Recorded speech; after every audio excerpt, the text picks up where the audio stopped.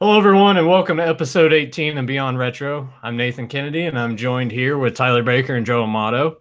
And this week, we're going to be talking about some Saved by the Bell. But before we get into that, I want to apologize for not having a show last week because I was sick, and I'm still kind of residual, so I'm going to be coughing on occasion. Hopefully, I can mute that in time. But guys, how are you guys doing? Doing fantastic. Even though you held us up last week and we probably didn't know if we were doing it this week, like, great, Nate. There you go. No, but just shitting you, man. I had that flu, so I know how horrible it was. So good to see you back and good to see you getting better. Yeah, feels good to be back. Yeah. Definitely. What's Nathan up, T-Rex? down here. He's been playing the Triple H of the podcasting world. He's been trying to hold all of us back here. Like, no. We can't. We go when I say. I'm going to be on top here. Hey, no, I gave them the option to start the show, and they're like, "No, you need to do it because we want to hear you cough." And I'm like, "I don't know about all that." Well, let me just say in the chat room, hello to Chris Simpson. So good to see you. And he said he might have some stuff to say about Mr. Belding during our discussion. So yeah, we'll look forward to hearing any of your comments and what you have to say, and we'll be discussing that too. But no, yeah, before we started, we're trying to figure out times and yesterday, me and Nathan were talking about, like, hey, maybe we'll start at 1 or 2. And we're trying to figure it out, and somehow that message obviously didn't get relayed back to Tyler. So today we're like, all right, we're all ready at 2, and Tyler's like, what are you talking about? I'm going to the gym. And he's like, felt like he was left out, not into the conversation. It's like, oh, shit, here we go. We're going to get reamed now by T-Rex. Well, let me tell you this. I was at home all morning because we got hit with snow. So that's why I went to the gym later so I could get out. You guys had all morning to relay this. Joe's sitting back in his smoking jacket and his pipe and just waiting for that call. And I'm assuming you guys are thinking I'm like Gangrel, like waiting around for Vince McMahon to make that call to him, just waiting and waiting, and nothing shows up. And I lose my mind. I have to get out of the house, and that's when you guys make that call. So I'm like, I'm sorry, I'm at the gym. I will be home at 3:00. So there you go. All worked up, and he's like, "Well, Nathan, you're supposed to tell Tyler." And Nathan's like, "I thought you were going to tell him." Each other in circles and. And I pretty much. Yeah, go ahead. I think when Joe and I were talking about it yesterday, we left it at that, and I went and did some other shit, and then I guess I just forgot about it. I'm like, yeah, I'm gonna let Tyler know, and then it never happened. So I will take full responsibility for all of this. Yeah, but Joe is a human being. Joe has access to a computer, to Messenger, through Hangouts, and he just chose. I gotta go customize my blinds or my sock drawer. I don't know. He's got to read that Spanish TV guide with He-Man on the cover. Yeah, that's what he was trying to learn Spanish from TV guide, and like I got better things to do. I got to go blow my nose, or I got to go, drain the lizard or something. I don't know. It always comes back to me. I'll take the blood of all of it. It was taking Joe 5 seconds. Hey, we're gonna record at 2 tomorrow. Is that cool? I said, I'm there, but no. So it's all my fault. I'll take the blame. All my fault. But also, welcome to Michael Bell in the chat room. Thank you for joining us. So, well, Nathan, Tyler, however you guys want to start. When you start, we're gonna be talking about some Saved by the Bell. It's one of the most, I think, most rerun shows I ever remembered. I remembered when it was on, loved watching it when it was first on. Of course, the episodes when they were new. But talk about syndication. I remember, going to work, and every morning before work it was on, and like just when I got out of school, I was like, how long has this been syndicated? For like over 20 years? It seemed like it never stopped until recently. It seemed like it was always on the same time on TBS at 7:30, or whatever the hell it was. Yeah, it would come on at like, I think it had an hour block between 7 and 8 or something like that, and then it had another block between like 3 and 4, 4 and 5, somewhere around there. But yeah, I remember it would be on when I would go to school in the morning, and it was always the Good Morning Miss Bliss episodes most of the time. And yeah, we'll get into that. But and then I'd come home from school and grab like a handy snack and start watching it in the afternoon. I'm thinking about how hot Kelly Kapowski was. Yeah, we'll get to talk probably about who we think, or who was our hot one that we liked the most. But you're right. When was it originally going to be called Good Morning Miss Bliss or something, or what was it? Yeah, when it was done by the Disney Channel, they had done a run of it with Haley Mills, and she was obviously had ties to Disney, and the show just got canned after one season. But I think NBC picked it up. They liked part of the cast, but they got rid of Mikey and Nikki and Miss Bliss and everybody except Mr. Belden, so they kept Zach. And when I watched it, I thought maybe this was like Nikki was the protagonist for Jesse, Mikey was the protagonist for Slater. Almost as if like it's the same character almost, but just with different names because they had similar personalities. Except Mikey was more of a whiner as opposed to the alpha male that Slater was. But yeah, when NBC picked it up, that's and it was at least cool that they decided to take that season of episodes and tie it into the current Saved by the Bell and have Zach doing like a introduction to those episodes to kind of tie it all together as if like this all did happen, but we just didn't see Kelly and Jesse, running around with the kids at that time. Like when you watch the original Saved by the or the current Saved by the Bell, like it's played up that Jesse and Zach were buddies as kids. Not said about Kelly's backstory, but that all these kids knew each other except for Slater when he's brought in as the new student there. But I thought that was really cool. But I, like Nathan too, I hated those Miss Bliss episodes. I would watch because you didn't. That was the cool thing about watching it in syndication at 5:00 on TBS right after school. Is that you didn't know what episodes were coming on, but I always liked the ones where they were more older because I like Kelly and Jesse just got hotter with age, and I liked more of those stories. When Zach and Slater were older and they were more like buddies instead of rivals all the time. Because I was pro Zach. And anytime Slater was trying to, best Zach, I'm like, oh God, I can't stand this. So I like they were buddies. So the later episodes from I think season 2 and on were the seasons I liked. No, I agree. Yeah, because when they hit the early episodes, and when you're talking about Mikey and Nikki, and I hated seeing those episodes because it just felt so off. It just didn't have that gel of like the other cast that like you said we got later. But just the episodes was something I didn't like at all. So I'm so glad that yes they redid it, got us new cast members. And what's funny is like I think about when I first started watching the show, and you're right, Zach. I always thought, oh man, this kid's cool, and he's got the cell phone, and man, who in love had that, and like kind of seemed like he's popular. And then here came Slater, and boy, I mean, he was like when you first see him, I was like, this guy, he's scary. He's like a punk. He's like a dick. He's a bully. Like that's what I used to think of him. But then as the show went on, I was like, man, Slater's cool, but Zach, he's the punk. Zach's doing all this bad. It seems like he's always causing the trouble. I felt like, everything flipped in my opinion, Well, it was funny when you start to watch it, like they all sort of, they take their turn. They're all terrible to each other. Yeah.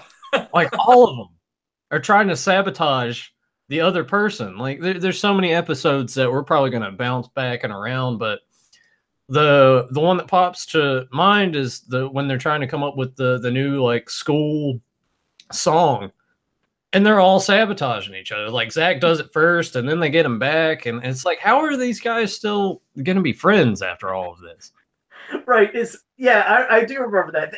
What's funny is, of course, it always seemed like Screech usually is the one that was always taking the shit, it seemed like. Of course, he's the one that seemed like never had the luck. He's, anything he wants to try to do, and of course trying to get his girl because, he's always after, Lisa, which that was my girl. That was the one I liked the most. Like, oh my God, I loved Lisa. Just drove me nuts in every episode. Like in the episode where Zach got with her and kissed her, I was like, oh my God, Zach, he got Lisa. And then I felt so bad for Screech. It's like, poor Screech wants her so bad and can't get her. Zach barely even tries, and he's getting everybody. And always pity. I felt so bad for Screech, and he, as the show when it first started, yes, when you're younger and you're a kid, you get a kick out of his goofy humor and his antics, but it seemed like as it progressed, he got a little more over the top, dorky and goofy. Like they played off of it too much in his faces that he would make. I thought it was just like over the top as it got real far. Especially, I think they even tried to carry that into the college years. I thought, it just seemed like, his character wasn't as exciting and goofy and silly as I liked. It was like over the top silly. I don't know if I'm making sense with that, but there was something about how he started being portrayed later that I really didn't get a kick out of. I don't know. Maybe it's just me. No, it definitely got worse, and I think it even extended beyond that when he stuck around with the new class. It got worse. Yeah. Thank you. Yes. I forgot about the new class. You're exactly right. I just look at Joe and he like froze in place. I'm like, oh no, what's going on now? Oh, that happens with me all the time. That's why I try not to be animated because I know I'm going to freeze. So I should stay like this. First, I want to say your buddy SSJ Bits, he's in the chat room and he says, I know I can't remember Saved by the Bell that well. He said, I ain't learned full English yet. He said he thought you'd get a kick out of that, Nathan. So yeah, no, he would he's told us before that like he didn't learn English for I want to say he was like until he was like 8 or 9 or something like that. And I think he's about 4 or 5 years younger than me. So yeah, he kind of missed the boat on Saved by the Bell. Oh, okay. Well, at least then it explains why he didn't see it. But no, you're right. That new class, I don't even think I got into the new class at all. I mean, I was like, I didn't really enjoy Saved by the Bell, the new class at all. It was even awkward when they brought in some other new girl. Like, I forget her name. Who was that biker chick, Tyler, that they brought in later seasons of Saved by the Bell? Ori? Oh, her, yeah. Yeah, just, No, I can't speak for Tyler, I imagine. But I kind of thought when she came in, I was like, oh yeah, Tori's kind of hot too. Maybe it's just something about that show. Like I went around in a circle with them. Like obviously for me, Kelly was the first one. I was like, oh man. But then you keep watching the show, and then there's those select few where you're like, oh yeah, Jesse's pretty hot. Yeah. And then I never gave 2 thoughts to Lisa, and then all of a sudden, like, all right, yeah, Lisa's pretty hot too. Okay, yeah, she was mine. She was mine. I just like, God, can we just have a lot of episodes where maybe she's in a bikini or something? Like, do a lot of beach episodes or something. That's all I wanted. Anytime. Great. Oh, go ahead. I'm sorry. I'm starting to think about Lisa. Go on. Well, I want to know Tyler's thoughts. Like, I mean, obviously Kelly's probably the top of the list for him, but were you like me? Did you kind of switch back and forth between who was your favorite? Kelly was the first, because when I started watching the show, when I caught it on NBC when it was regularly on Saturday morning on NBC, and I fell for Kelly.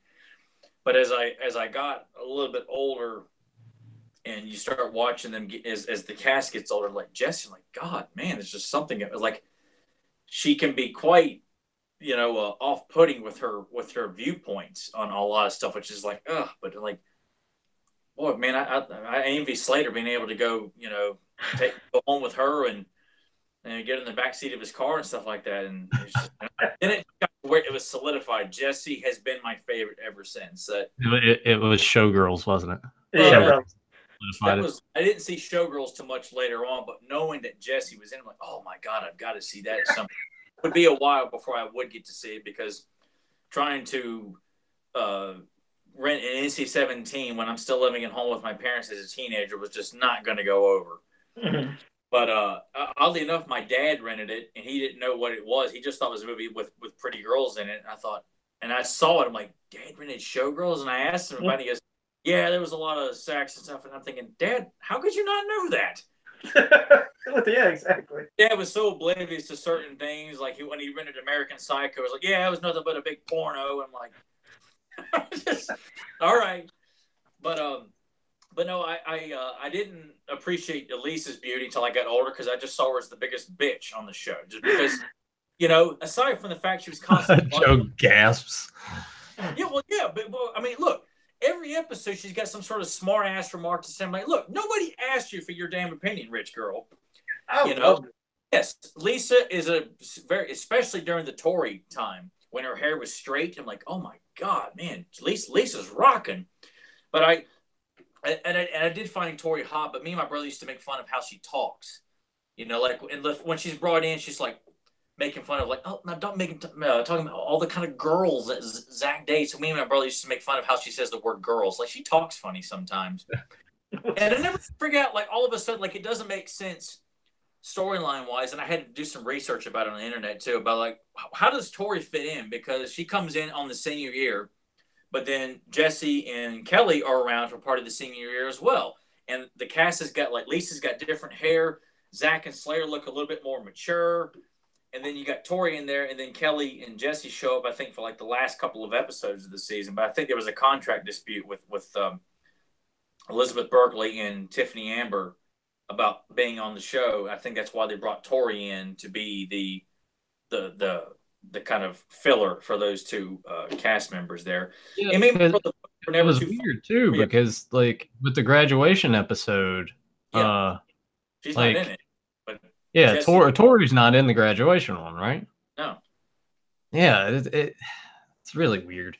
Doesn't Sorry, I kind of like jumped in, but no. But she's just brought in as a filler, and as I gotten older, you know, she is hot. She's a hot biker chick, you know. I mean, it just makes Zach like the alpha male. He's gotten with Jesse, Kelly, Lisa, Tori, and everybody else at Bayside. I mean, aside from he probably got with some of the teachers as well. Got Miss Bliss. No, man, maybe. Oh, real quick, let me just say hello to JSP in the chat room. Thank you for joining us, buddy. Hey. And he's always. I'm glad all these guys, with you promoting it, were able to find it because, you know, just. Tell them real quick, Nathan, just so in case they're listening right now, and you can say it later, but let them know about how to find us to make sure. You know. Yeah, instead of being on this show, instead of it being on Doug Turner's YouTube channel now, since I'm doing the recording, it's on the Beyond Retro YouTube page. So hopefully you guys can, even though you're in this, you can click around and hopefully it'll take you there and you'll be able to subscribe to it. I also want to say this too, because I know when I pop up and I got this new webcam and it's pretty sharp. Everything's showing up in the background. I went ahead and brought down this Turtles poster just to lean it up against the wall.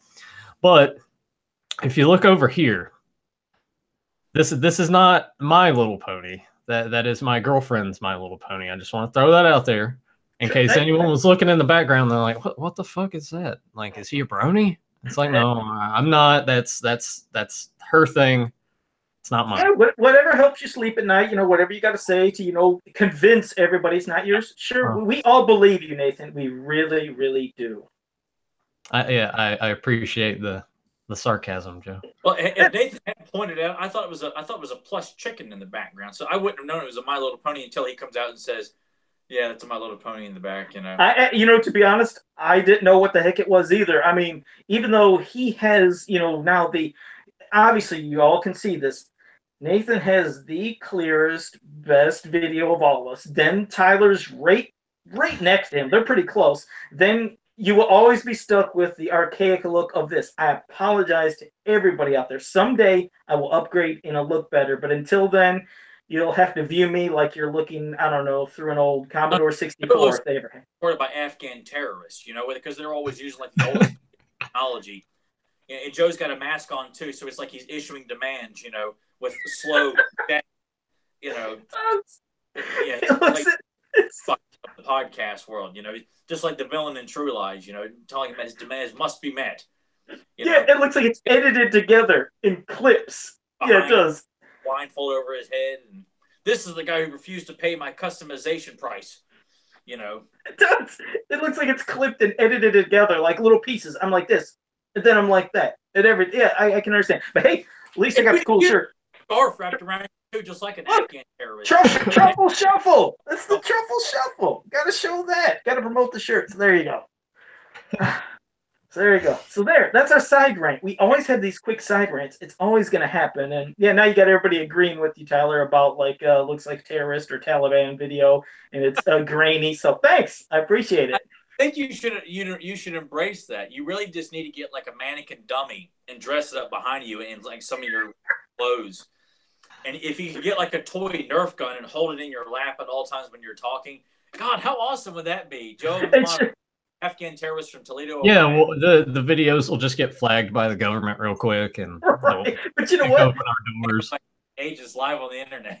I think this embraces almost Beyond Retro more than it could for fans of Power. Meaning, Beyond Retro, we love talking about stuff from the 80s, 90s. So this could fit the mold of the topic of the show perfectly. You know, fans of Power, you think, oh, it should be a little clearer, but because it's funny. Is JSP said, they said, Joe, you've got the 80s grain going on. So yeah. I do. It's like an 80s show when you're looking at me. Real bad one. You recorded it with VHS, not coming in. You're lucky I'm not scrambled. on Joe's end. You know, we got to sit here and adjust the tracking. You know, or take the tape out and flip and it all on the tape.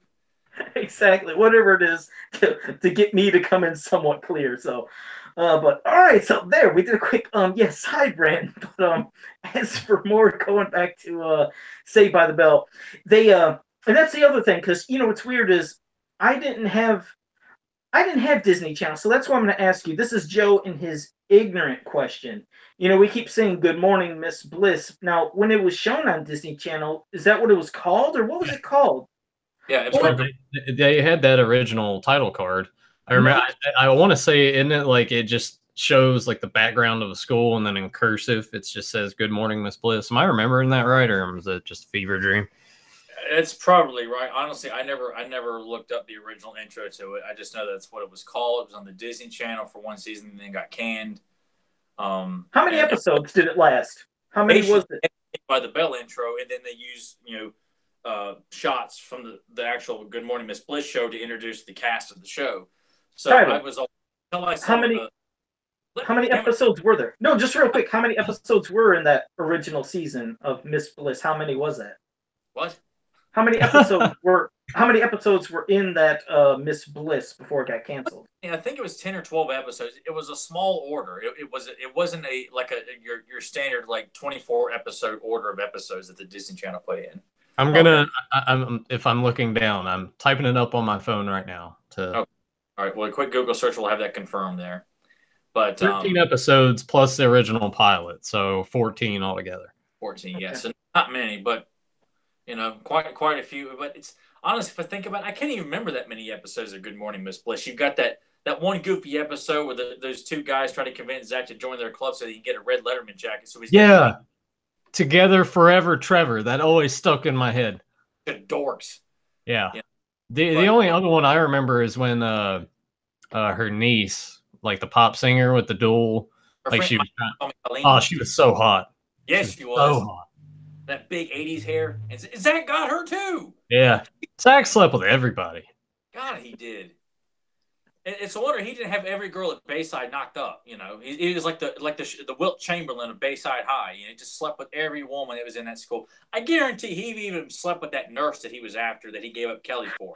How he did it, but I'm sure he managed to sleep with that nurse too, even though she pretty much scared him off. But I'm sure Zach planted his seed in her too.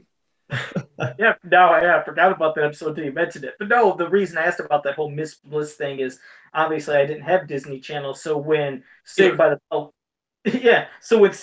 came on TV, and like you said, we've seen that transition from the one group of actors to then the ones that basically we all know and love. It was strange and it was different, but then also like the tone of the show, didn't they start doing a lot of messages and things like in the show and morals and stuff and that was like their new thing to kind of latch onto, which it seemed like it worked for a lot of episodes and for people. And I didn't really get morals a whole lot from Saved by the Bell though, on an occasion. But I mean, you look at episodes like with Jesse's stepbrother. There's really not much of a moral from that episode. And this guy was like I hated him as a kid, but it's fun to see this guy come in and just piss all over everybody's world just to be mean about it. But there wasn't much of a moral from that, other than after Jesse knocked the hell out of him, he decided to kind of And then we never saw him again. Yeah, never showed up again. There's so many one-off episodes where characters just show up, and then they're like, they make it sound like they're going to stick around at the end of it, and then you just never see them again. Like, remember when Zach was mean to that girl in the wheelchair, and then tried to be nice, and then still points out all the flaws of her being in a wheelchair? Yeah, like when they're at the movies and everything, he's like, hey, he gets all pissed off because there's no like place for her. Oh, yeah. And she's just like, oh my God, this is thanks for the reminder. Exactly. It's like he keeps just sticking it in her face to remind her the poor girl's in a wheelchair. Like you said, never to be seen again on the show.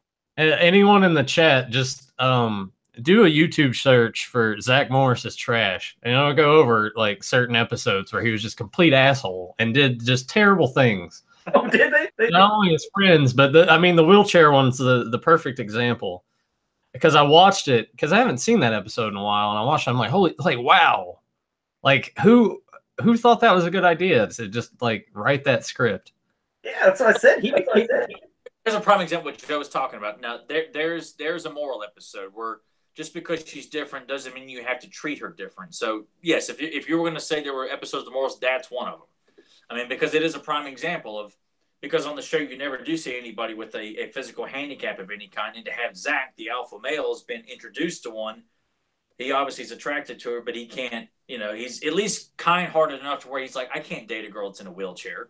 He's going to go for it, but he also feels like he's got to overcompensate and make sure this girl is treated with extra care. And that's the point, is like, she's no different. She's just in a wheelchair. And so in that regard, yeah, there are morals, but then you got ones where he's dating that hot girl who wants to be on the wrestling team, and he can't deal with the fact that, she can take care of herself and put guys in sleeper holds and not have to worry. Yeah, and of course she's like, dude, she's hot, man. Of course, Zach didn't have the balls of oh god, it was embarrassing. I should have been able to defend myself. And he wants to break it off. And, God, I would have let her put me in a chokehold, slam me if I could. Yeah. But all right, what about that one episode where there's the auction for you can get a date with Slater or whatever, and then isn't it the fat chick is the one that wins Zach, and he's like, oh, Wendy the fat he's like, chick. oh god damn it, she's fat. I don't want it. He's an ass. It's complete Zach. Yeah, he really is. Zach was an ass. I mean, he was so mean.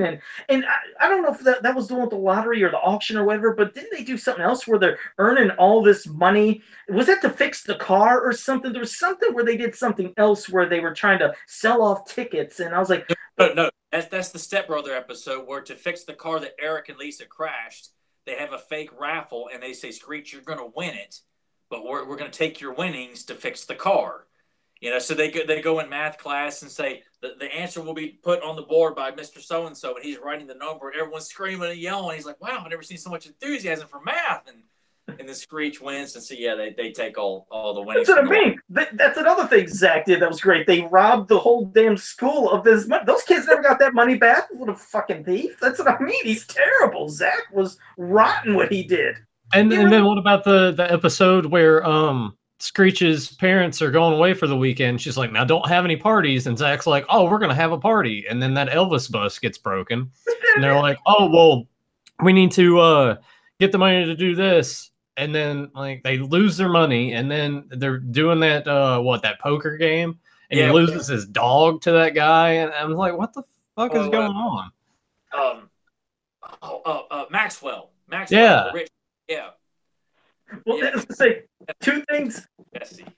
Two things from the chat room. One, JSP said, quick trivia. He said, the girl in the wheelchair was played by Jennifer Blanc-Bein. I don't know if I'm saying that name right. And he said, which is the wife of Terminator star Michael Biehn. So Michael Biehn? Biehn. Okay, I'm sorry. Well, thank you for correcting me because I couldn't pronounce it. I knew I wouldn't pronounce it correct. And Chris Simpson. At Mad Monster this year, Nathan. Yeah, we'll have to ask him about that. It's like, hey, was your wife in Saved by the Bell? That's pretty cool. Wheelchair? What's that like, dating a chick in a wheelchair?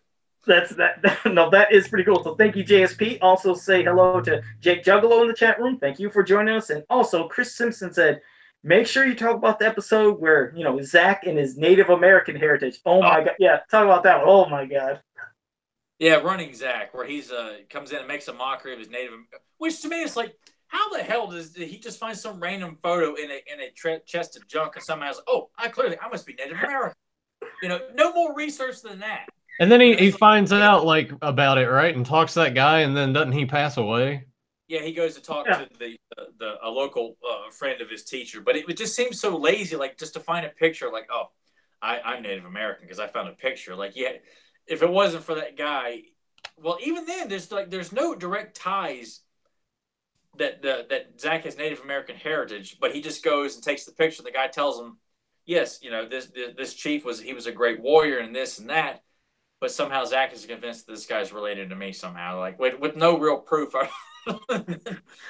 looking up the history of this guy, and that's it.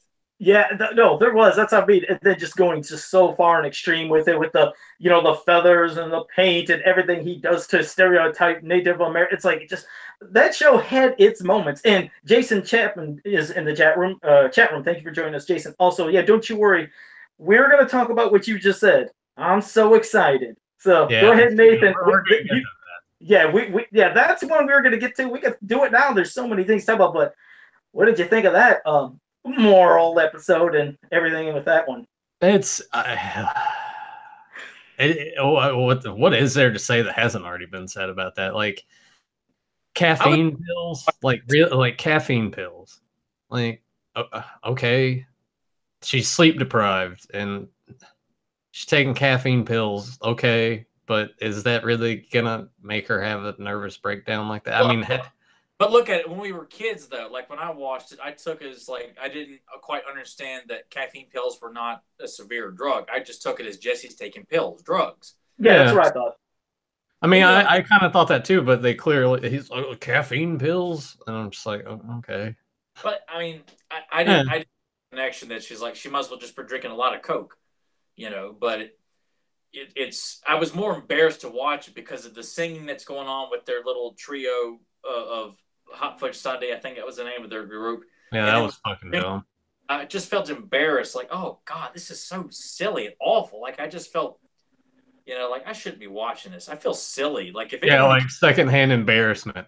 yeah, that's what it felt like. Even though I'm sitting in my den with my brother, or sometimes just me, I'm like, I feel so silly watching Jessie lose her mind over caffeine pills. Like she just starts screaming and singing and crying. I'm like, oh God. Yeah, she thought she missed the test, Tyler. She thought she missed her test. But still, it was just, even as a kid, like this is really bad acting right now. Yeah. One of the few times I can sit there and say that, like that was probably one of the. And there were some. I won't say it was one of the worst episodes. It would I would probably put it as one of the worst, just because that's an episode I never choose to revisit. I have no desire to watch it again. It doesn't leave a great memory. There's nothing memorable about that episode other than that. At least she could make fun of it when she showed up on Jimmy Fallon to do that skit of Saved by the Bell. She does embrace it and make fun of it, which I'm like, that's cool that she did that. But it's by no means a great episode at all. I would probably rank that in one of the top 5 worst episodes of the series. No, yeah, because they were really trying to, like you said, shove a message down your throat. Because you're right, when I was watching as a kid, yeah, I heard caffeine pills too, but it's like, to me, I thought, they were trying to emphasize it was like drugs and the addiction of drugs and what it can cause, the side effects and things, like especially like when you're being pressured and she thinks she has to do this great and do all this studying and this is all she can do to get by and make sure she stays awake. But yeah, when she went to that singing rant in her bed, I'm so excited and I'm so scared. It's like, you're right, I do not want to watch it again. Like you said, you feel uncomfortable seeing it. It's like, God, this is horrible. Is she trying to win an Emmy or something? Is she really trying to put in this great performance? It's like she was going way over the top. And oh, I don't. Yeah, that episode, whenever it came on, I remember I was like, okay, I can't watch this part. Let me go away for 5 minutes. How did that episode even end? Like, one of the thing where they're sitting at the max and Zach's just like, yeah, she's gonna rest up and get help, or I don't. She's probably in rehab or something. I don't know. And anytime it was on, I would just kind of tune it out, just because Yeah. I got to sit through this episode to get to the next episode. And I just would, I don't know. I've watched so many episodes. I got them all so many memorized, but that's one I chose not to memorize. I didn't like it as a kid. And I don't like it as an adult. I guess since we're talking about that drug one, I want to bounce over to the drunk driving episode with their toga party, and Zach crashes the car, and then they sit and they lie about it and just dig this big hole, and then everything miraculously just turns out okay. I can't imagine if a teenager crashed their parents' car and they were drinking, that everything just would have been fine. I don't know. It didn't be like super neat and clean, because even though they work on getting the car fixed, I think it's of course Zach's dad finds out about it. Lisa's mom finds out about it, and of course Slater's got his arm in a cast because he sprained his arm or broke his arm. So when it all comes out, like I remember Zach's dad comes out and says, Slater, you either go home and tell your father or I'll call him myself. And he, yes, sir. And he goes home, and then he grounds Zach because he's just worried that, I could have lost you. You could have killed somebody. Yeah. It was like for a week. Yeah, probably grounded him for like a week. Yeah. Well, then again, too, as a kid, like, you had to be grounded for a week. You're like, oh, man, that's a long time. A week? And you have to think about the show when you watch it, like it's being aimed at children. So, a week, a month, or when they show embellishments like when Zach's being grounded for life, and it shows him as an old man sitting in his room, and, that he's had since 15 years old, and all the group comes over to see him. They're all old and they're decrepit. You're like, oh man, that's what it's like being grounded for life. You know, I bought into all that stuff, and I really believe that when you got to high school, that's what everybody looked like. I mean, because the Saved by the Bell crew looked like fully grown adults in high school. So when I got to high school, I'm like, man, all the freshmen below us, they look like toddlers. Like, what the hell is this? I thought that when you get to high school, everybody looks like a well-grown adult. They're all dressed nice. All the girls are, you know, well, we did have some beautiful girls we went to high school with, but it just that was my biggest impression of high school is Saved by the Bell. Like that's what I expected life to be is, you know, hijinks and stuff like that. And no, it wasn't. I hated high Being school. shitty to your friends, treating your friends like garbage. Yeah, you know, I was like, you know, being, you know, made fun of and stuff like that too, and always. Oh yeah, yeah. It's Hardy Boys thing. We can talk about that some more if you want. Yeah. You know, this isn't like Saved by the Bell. You know? No, it was relatable. Like you said, it was a time when we were all going to school. That's what made it kind of fun too. You could kind of relate to stuff. I never felt like I was watching a show that it was beyond where I came from. Meaning, things that were starting to happen on the show sure could happen at any school. It didn't make me feel like, oh, that's a rich and preppy school. It was just your average school. A lot of people picking on each other, name calling, crazy antics. Of course, we never could time out and break the fourth wall, but I did like that. I thought that was cool. Oh yeah, I mean that was always cool. Who never I always wanted to do that. That would have been cool to just stop time and be able to assess what's going on and then resume. Yeah, shit. I wish I could still do that now. Yeah, don't you? I mean, I always thought it was cool to do, because you didn't see that too much in shows, so it kind of like gave you a little break, little breather, just to see what he's gonna do, what he's gonna say, and then back to the show. I kind of used to get a kick out of it sometimes when you see that in other movies, cartoons, but you definitely wouldn't want it in something serious, for like breaking the fourth wall and then somebody looking, talking to you. Sometimes it was uncomfortable in some movies when they do that. It's like, oh, don't look at me. Like, okay, you're acknowledging that you have an audience. Some things it don't work for. Saved by the Bell, I think it worked perfect for. Well, because Zach was the only one doing it. Zach Yeah. kind of the star of the show anyway. Regardless of certain episodes were about Lisa, certain ones about Slater. Zach always had a very prominent role in whatever was going on. Whether the show was about Screech trying to sell his spaghetti sauce, that Zach can somehow make profits off of. Even if he wasn't the protagonist of the episode, he still always found a way to work himself in to have a very pivotal role in whatever the story was.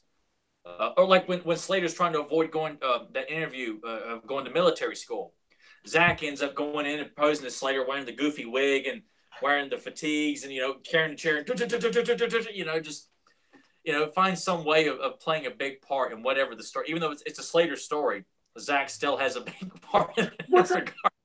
Yeah. I don't know if I'm having a senile moment and confusing other shows, but did they remember find that bag of money in the mall? That whole episode. Awesome episode. Yes, when they're in the mall. Yeah. Oh, that's one of the best episodes. I love that episode. Yeah, because they thought they were really being chased by some bad guys, correct? And it was a whole kind of like, game or. It's so they could win the U2 tickets, right? Like that's what the prize ended up being, and because they were waiting in line for you to, or they put Screech in line. Why you would do that? The biggest screw up in your group, and you're all excited about this, and you put him in charge of wanting to get these tickets, and of course he fucks it up, and then hijinks ensue. But that was the end game with that, right? They were like radio guys, and they're like, "Oh, you guys want passes to U2 or something?" Yeah, they're on a show called Candid Video. And that's what it was. They said, "Oh, they just picked some random people, hid the money in a shoebox, and just they chased them all over the mall." That's what was so fun because it was outside of the school. It wasn't at the movie theater, the Max. It was the whole episode took place in a mall, and it was just cool because they're having fun spending this money they found, and Screech is running around in a Superman outfit and yellow tights and eating yogurt and stuff like that, And I mean, I will say this, they wouldn't have been able to get anybody else in that group to lay at the ticket box all night. Screech is the only person who would have done that. So even though he's more likely to screw up, you're not going to get anybody else in that group. Lisa's not going to do it. Yeah. I mean, he's loyal, but he still messes up all the time. Screw up. But it's a class. God, I love that episode. It was, like when they go and sneak into the sporting goods store and sleep in the tent all night so they can be there. And I like Lisa, that part. Let a Screech in the tent. Get rid of that stupid costume. And you know, it's funny. You talk about Screech and with costumes. I think one of the episodes that, for me, the most memorable that I did like for Screech, I think it was one of the earlier ones, was the one where that guy thought he was an alien. Remember, in his filling, he was picking up radio stations or something, correct? Yeah. Yeah, I like the alien episode because I think that didn't they all end up wearing some like goofy Screech masks or acting like aliens at the end? You know, like I Yeah, said, to it's scare so that guy off so they wouldn't take him away. Yeah. Yeah. I thought that one was a bit much, even for, you know, going for it just seemed okay. You're kind of stepping outside the realms of the reality of that show. It's like in wrestling where you have a set amount of rules. If you start breaking those rules, even though you know it's fake, it kind of takes you out of like, okay, look, I can't buy this because you guys are stepping outside of what you've already established is what kind of reality you have. And that one, I just kind of felt like going back and watching it as a kid, I didn't even like that one as much as a kid. It was okay, but as I an did. adult, I don't know why. I just really liked it. It was fun. Like you said, it was out of the elements of what you'd expect in the rest of the episodes. And now maybe that's why it caught my attention so much because it was so different and out there. I always got kick out of weird stuff like what if there's, really, creatures that live here and something else happening. And of course, like, oh my God, what if there's aliens? Which I'm sure there is. But no, I'm just saying, I just got a kick. I got a kick out of the alien episode and just things that were in the other one. I will not know the specific episode because, like I said, I remember this when it was syndicated like crazy. But since it's gone off the air, I have not revisited. So my memories of certain episodes, I don't know all. But I know there was the time where Zach and I'm sorry, Slater.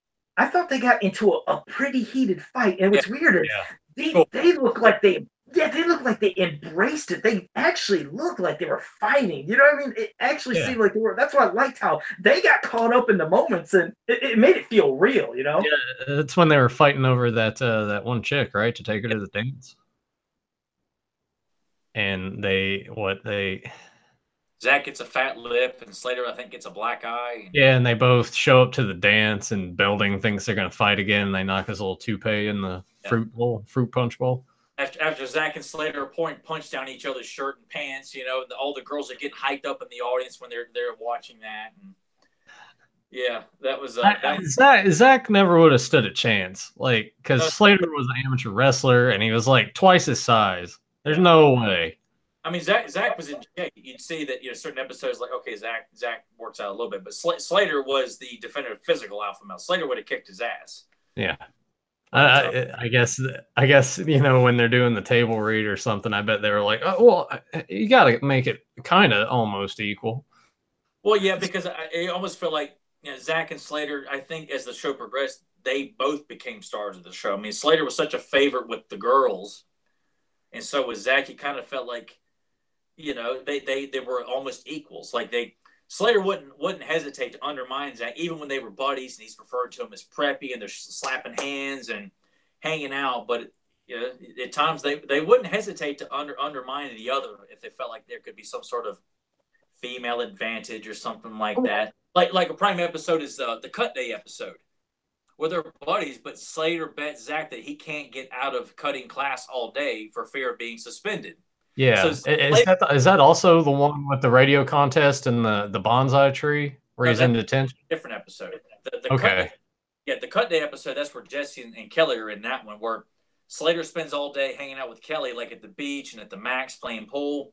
So Zach's constantly trying to get out and get away from Belding without being caught. But isn't it something too where like his grades aren't good enough to like cut, or he's missed too many days, or it's something like that. He has to show up for every class, so Belding keeps showing up for each class to make sure Zach's there. So Zach comes up with excuses to get out of class, and they're buddies. But Slater is trying to make sure that he wins this bet while he's hanging out with Zach's girl all day, and Jesse's in school hanging out with Graham. So it's all these people are supposed to be good buddies, but they're all like betraying each other all day for money or for love. Well, it's just like when Slater was going to get his license and Zach was pissed because he had to wait like 6 months or something. Yeah. And he's trying to sabotage Slater's driving test. See, no, you said it right there. That's the thing. That's why Zach did become, like, in my eyes, more of a villain than the guy that I enjoyed. Because when the show was first on, it was like, hey, cool guy, like to be like Zach. Then here came Slater. It's like, damn, the kid is scary. He looks like he would have been the school bully. In their relationship, it always felt for the longest. that they just put up with each other. Like they're trying to be nice, but still hate each other. It's like then they became buddies, but it was like buddies that still could snap on each other. I always had that weird vibe. But then as it kept progressing, I was like, Zach is just messing stuff up all the time. And I was like, I think Slater's cooler. He's a cool dude. And Zach is the dickhead. It just seemed like it just changed for me with the, the dynamic of those characters, for me at least. Well, they both wouldn't hesitate to exploit Screech. Like both of them were guilty of abusing Screech's loyalty. So it's not like, Zach was completely the only asshole on the show. If Slater could find someone, I mean, or look at this, the episode where Slater and Zach tried to bet who could kiss Tori first. So they're taking advantage of this poor girl and just to see who's more alpha. And to end up having, Slater and Screech dancing, and then Zach feels bad about it, and she finds out about it, so he looks like the better guy, and Slater ends up dancing and kissing Screech. It's just like all of this just to see who could be the cooler guy with the girls. Just It was I the only one? Because like I said, Lisa was my favorite. Just loved her to death, but I felt so bad, so damn bad for Screech because between Zach and Slater, with Kelly and Jesse, having their girls, just Screech is always obsessed and trying to get Lisa and just could never get her for them to be together. I wanted that to happen so bad. I felt so damn bad for him. It's like I know he was more the comic relief, the goofy kid, the one that's always, like you said, getting picked on or doing the dumb antics, whatever it may be, but I just felt bad. It was almost like when I watched Family Matters, and I always wanted Urkel to get with Laura. I always wanted that, to happen. Then they split that off with that Urkel, and then, I think Myra or whatever. Oh God, I can't even remember her name, but they changed everything up to where the characters I wanted to see never happened. I don't know. I just felt bad. I wanted Screech to always at least get with, Lisa. What about that? What? Wait, what was that? When Screech ends up getting his own girl in Violet M. Bickerstaff, played by Tori Spelling on the show. Oh, the nerdy girl with glasses and pigtails or whatever. Yeah, no, it just still didn't. Kelly, she made a pretty hot nerdy girl. Hell, I'd date her too, except for the snorting she would do all the time. Yeah, no, I did that. Just it didn't do it for me because then it was like saying, okay, Screech is a nerd, so let's give him a nerdy girlfriend. I was like, it just didn't work. Why couldn't he just got the hot girl? It did work. I mean, look at all the nerds on the show. They were all wearing clothes from the 70s and pocket protectors. No, I'm saying I didn't like that. What they gave him was a nerdy girl, for, like you said, sure, to be kind of his girlfriend. I wanted him to get the hot girl. I wanted him to get Lisa, and it just sucked. Right. Well, Screech at times would get the girl, like in the episode where they had the army recruit show up, and they have to pair off in teams, and he ends up getting that cute blonde girl who's dating the kind of looks like Shane Douglas. Yeah. It's like Shane Douglas. I'm trying. I can't place what she looked like.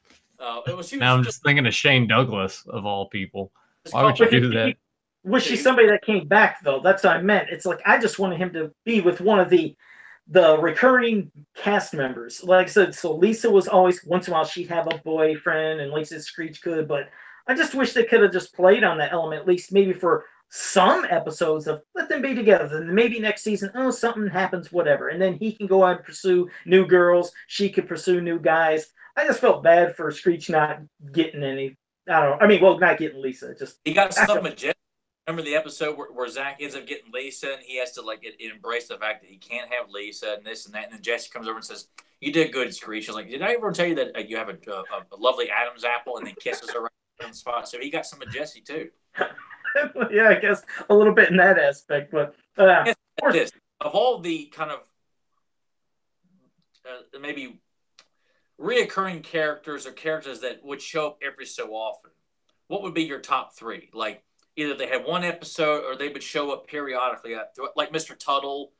And my personal favorite was, damn it, I watched his episode not too long ago, but he was in 2 episodes, and he played the kind of extra waiter at the Max who was an actor. And he portrayed Zach's father and Mr. Belding in one episode, like trying to fool the other. Oh, that guy. Yeah. I can't remember his name. Yeah, it's damn, I can't. And he was my favorite one-off character on the show, but he also showed up in the episode about the SATs, trying to be the guy from Harvard. Oh, that's what he acted real proper and everything, the way he spoke. Yeah. suit and tie with a pipe that breaks and brings in his Harvard stand and smacks it up. It's Miss Billy Goat Cheese ham sandwiches. You're not good enough for Harvard. God, it was so funny, man. And there's a shot too where Zach's sitting there in front of him, and he's sitting there screaming and yelling, "You're not good enough for Harvard." We're after Jessica Spano, and Zach's sitting there trying not to laugh while they're filming. It was so funny. Oh, really? He was actually almost laughing. That was like, yeah. If you watch the episode about the SATs where Jesse's being rejected by Stansberry, and they have, damn it, I can't believe his name. The actor's name is Mark Blankenfield or Blankfield. Okay. But anyway, when he comes in and trying to be someone from Harvard, and he's overacting, and Zach, he keeps rejecting everybody, saying, "We're here for Jessica Spano. We're here, I'm getting other episodes confused here. But when Zach comes in and trying to say, "Look, I got 1,500 on my SATs," is like, one lucky test on a Saturday morning, just mocking for it. And Zach's sitting there at the table looking away, and he's smiling the whole time. Oh. While he's sitting there screaming and yelling and saying, "I'm after Jessica Spano." And it's so fun. One of those few times where they kept the camera going, because you almost feel like, he was there's another that happens a few times throughout the show, but I swear if you guys go back and watch it, Zach's about ready to break character and start laughing during the scene. I'll try to YouTube it after we're done. That's if we can. Gavin, can you even YouTube Saved by the Bell or no? Do a Google search for Watch Saved by the Bell online, the same website that you can find the X-Men animated series, and there's a couple of other shows I've looked up, but the Spider-Man cartoon from the 80s. If you look up Watch Saved by the Bell online, you can find the entire series of episodes, except the Miss Bliss episode. I don't think those are on there, and who cares? Yeah. But all those are on there to watch for free. Just Google search Watch Saved by the Bell online, and I forgot what it's called too, but I've watched, because I got it all on my DVD, but I like to watch them on my phone sometimes. And they're all available to watch for free, and that one's on there too. And that actor is on 2 episodes, and I'm trying to look at side characters now, and he's not popping up in this list, but it is kind of giving me some ideas when you're saying top 3. Like, you definitely got to, for me anyway, I got to throw Big Pete in there because he showed up a lot. Oh yes, yeah. Which they call him Pete, I think in the school episodes, but in the Malibu Sands episode, he shows up as Big Pete. Yeah. Yeah. And the Malibu Sands are some of my favorite episodes. Were those the ones where they were like working for the summer, or somebody was getting married to, or some shit? No. That was when Jesse's father was getting married to the fitness instructor. That was at the some sort of beach club. But Malibu Sands was another beach club where they go and work for the summer. Like Lisa's there as a guest, hanging out the whole time. Jesse. Was that when Zach was with as somebody brought up in the chat room, but Leah Remini, the girl from Stacey Carosi. Yeah, Stacey Carosi. Gosh, she was hot, man. Oh my god. And didn't she have an attitude in that? Didn't she have kind of like a? At first, she's like, "Oh, I'm the boss's daughter. I'm gonna do this," and then Zach worked his charm, and then her panties melted off. Yeah, because it's funny how sometimes first impressions can stick with you. Because I always thought, damn, that girl. I mean, yeah, she's mean. So when King of Queens came out, with her and Kevin James, I was like, oh, damn, that's that girl from Saved by the Bell that really pissed me off all the time. And of course, then she carries an attitude, and King of Queens has that attitude. That's kind of weird. She's hot, but I was like, damn, she's got an attitude on her. But at least because she comes in like thinking Zach's some sort of lazy moron who wants to surf all the time. So she comes in with a chip on her shoulder, just being a real bitch. When Zach hasn't, Zach's, I think it bothers her that Zach is charming the guests and flirting with, the pretty blondes on the beach and stuff like that. So she immediately is put off by his, all this guy wants to do is pick up on girls. But Zach is not doing anything, in those episodes. Like he does a pretty good job. Like he's a good waiter. He's not like he calls in or doesn't show up for work. He's always there. You don't see a single episode like Mr. Croce just doesn't like Zach. Like he's just convinced too that he's just a lazy beach bum too. But Zach doesn't do a whole lot that I can remember that would justify their, other than they just don't like the fact that he flirts with girls all the time and is hitting on the guests. I think Mr. Carosi is good judge of character. Like I said, Zach he did become big ass during that show the whole time. But that's what Zach does. But it's not like Zach was loafing off on the job. It's not like he was not doing being a waiter, or he was You know, like the episode where they double book the two parties, where they had the bratty 16-year-old birthday party and the senior's 80th anniversary, whatever the hell it was. Like Zach decides to help Stacy how to figure out how we can make these two parties go off at the same time because her father screwed up the booking. So that's a prime episode of Zach's not thinking about himself. He's trying to help her and her father save face for the club and not trying to think of himself in this episode. Or the episode, I was trying to think of another episode where he's the episode, like the 4th of July episode, where he's being asked to be a judge. And instead of picking Stacy because he's dating her, he picks Kelly because Kelly gave a better speech. Yeah, but she gave. Yeah, but that's not going to work when she knows that you've already been boning her for however many years. Well, that's after Screech, screws the pooch and says, "Oh yeah, they've been dating for a long time." And that's, Kelly comes over and says, "Dude, we don't date anymore. That was a long time ago," which was probably just recent school year, but still, it's like 2 weeks ago. Weeks ago. Yeah, but Zach's still being portrayed as like I couldn't just pick her because I got the hots for her and I'll be in her panties later tonight. He's trying to do the right thing. At least that's an episode where Zach's seen as the bad guy, but he was doing the right thing. I wish they would syndicate it again. It's been so long. It was amazing and I think a lot of people were still shocked that it was in syndication. Well into the 2000s, still at 8 o'clock in the morning. And now they've taken off and Married with Children replaced it, which is another fantastic classic. Oh, boy, yeah. It's a shame, though, that the show doesn't come on still in syndication on any channel. It's a shocker.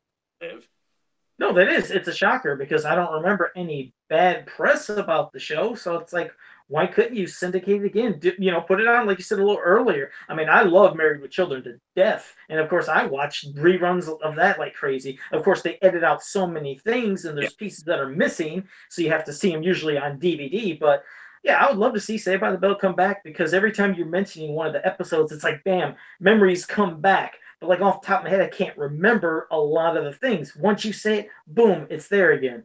Because I almost feel like we're not going to talk about this if somebody does the college years. Yeah. Yeah. Oh, somebody asked about that in the chat room. Yeah. I didn't get a kick out of that. I didn't like it. Great. I liked it a lot too. It's a damn shame that I can't get it on DVD because I could, but it's like I'd had to pay out the ass for it. Why is it so expensive on DVD? I don't know. I don't know if that's somehow a rights issue or just once they decided to take it out of print, it skyrocketed in price. But like I look at it now, and I would have to spend a good like $80 to $100 just to get that set. Oh wow, no kidding. Okay. Yeah. Oh, and it was Jason. Oh, okay, yeah, it was Jason Chapman in the chat room who mentioned about college years earlier. He said the cast was decent. He said, Bob, is it Golick or Golick? He said was good memory.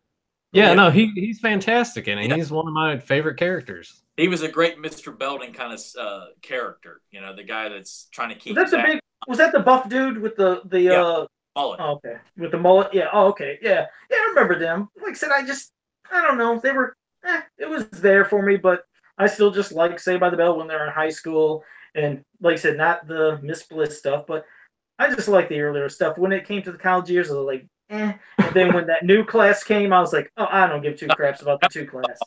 I think I tried to watch it once or twice on Saturday morning. Like, man, this show sucks. Yeah, it was pretty bad. It definitely didn't recapture just that magic of the original. And I'm kind of surprised now that they haven't attempted to remake it. I'm really surprised they haven't tried to remake it. Give Disney or NBC or anybody or Nickelodeon some god-awful idea where they cast like these 13-year-olds trying to be cool with all the cell phone and Twitter and Facebook terminology. God, it would be awful. Yeah, when you try to imitate, the magic that existed for some of these shows or movies, it just it falls flat. Especially could easily have like fallen to the test of time, where a show like this could easily be seen as like, oh God, this is really corny. But no. This is a show that actually I find it more funnier as an adult.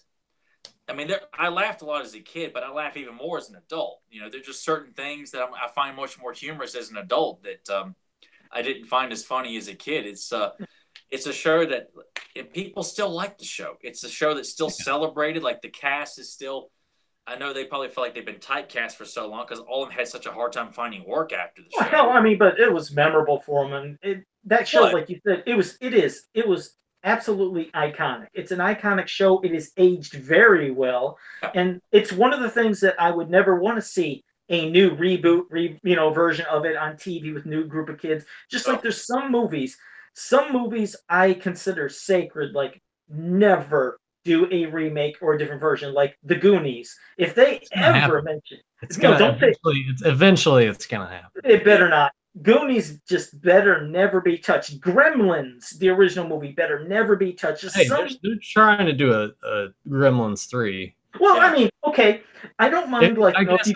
you're right with it. Like, if years have passed, if they bring back the original cast and make a proper sequel, are you fine with that, or do you think that it might be a situation like with Goonies, for example? You know, most of those guys, like Josh Brolin, Sean Astin, they're in their like late 30s, mid 40s at this point. Is that gonna like take it out too much for you, or?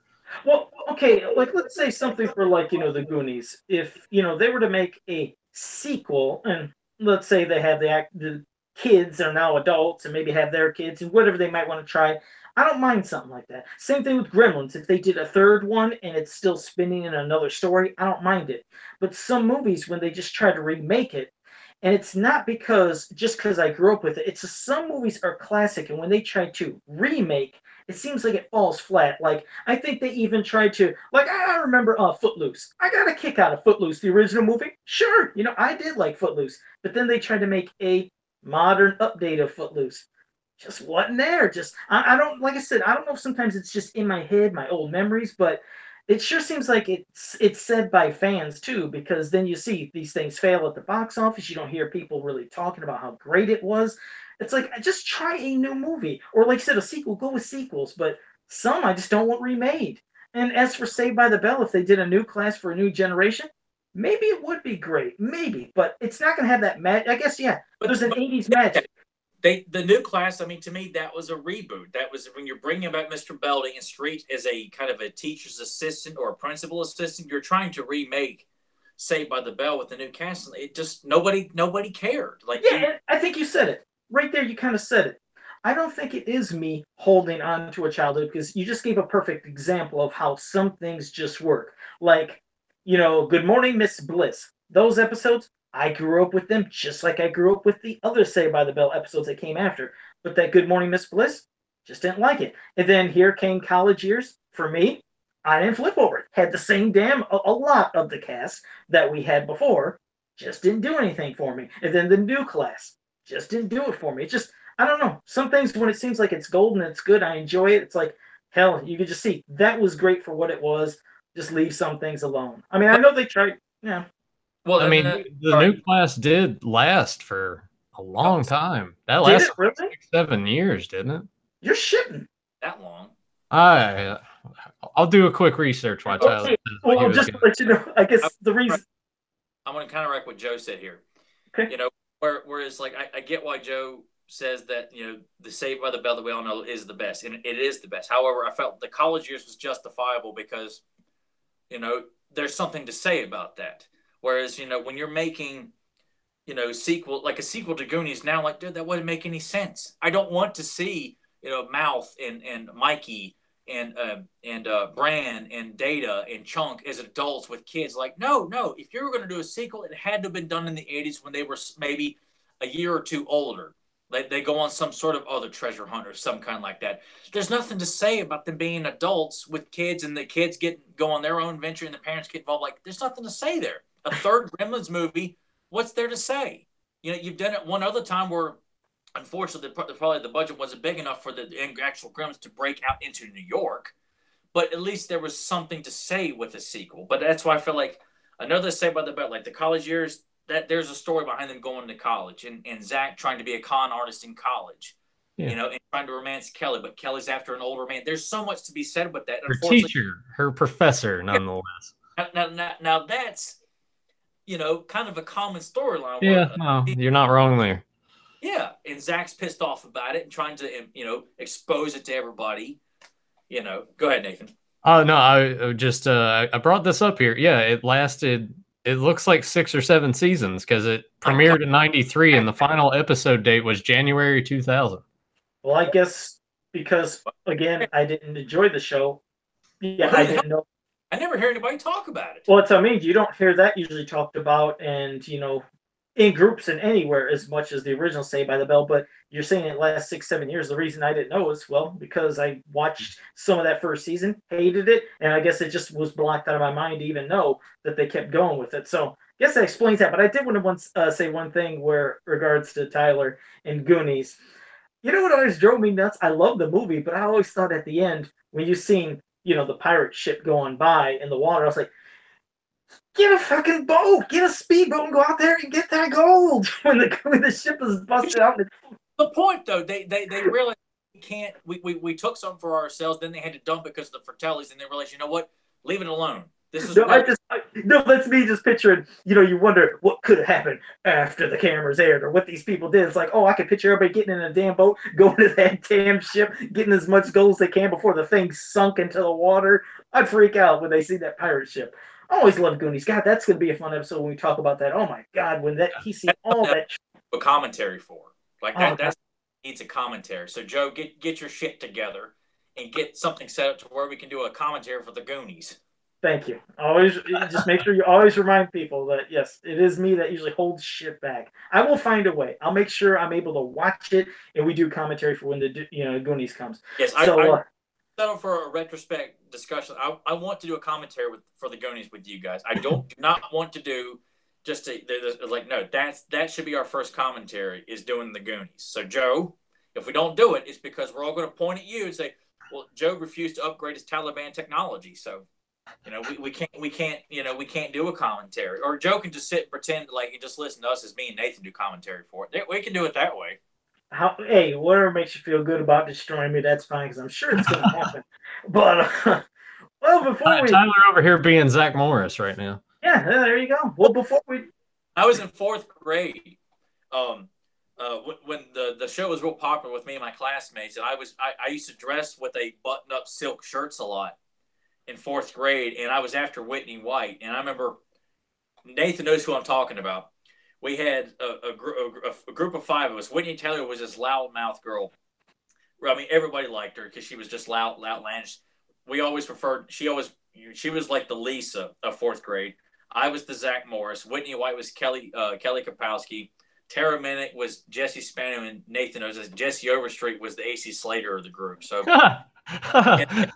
Yeah, that doesn't even make any sense. Great. You guys are terrible at deciding who's going to be what character. But hey, at least I was Zach Morris. I was happy with that. I had blonde hair, silk, dressed up shirts and stuff like that. So you have a big fake cell phone that looked like his big old giant one. But I did get a kiss from Whitney White the last day of school. So there you go. That's the way to do it. I remember. I thought it was cool as shit.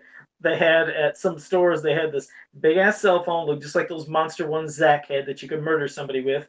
But it was just a mock-up. It was a shell, and you could hit buttons, and it would go beep, beep, beep. It made sound effects, but it wasn't a real phone. It was just a shell. And I took it to school. And so I was like, oh my God, you got a cell phone? Yeah, I got a cell phone. So I felt so proud. But of course, then they found out that Joe was just hitting fake buttons and it doesn't do shit. That's all I could get. But, well, Nathan, before we obviously wrap this up, I think it'd be good if we could just say our top 3 females of the series. And I'm going to save mine in order from what I like the hottest to least hottest on top 3. Lisa and Lisa. Wait, are we're ranking just the core characters, or we just any bring in any of the girls you want. But I'm because I'm so used to the others, and like I said, I don't have much memories on the other. Well, hold on, wait a second. Okay, number 1 is Lisa. Number 2 is that damn nurse. And number 3 is Jessie. But Kelly was always down for me. She was never one of my favorites. But I'm going to go Lisa, that hot nurse, and Jessie. That's my hot to going down, top to bottom. All right, Tyler, you go ahead with yours. I'm still thinking about mine. I'm going to go with Jessie from the Haunted Mansion episode.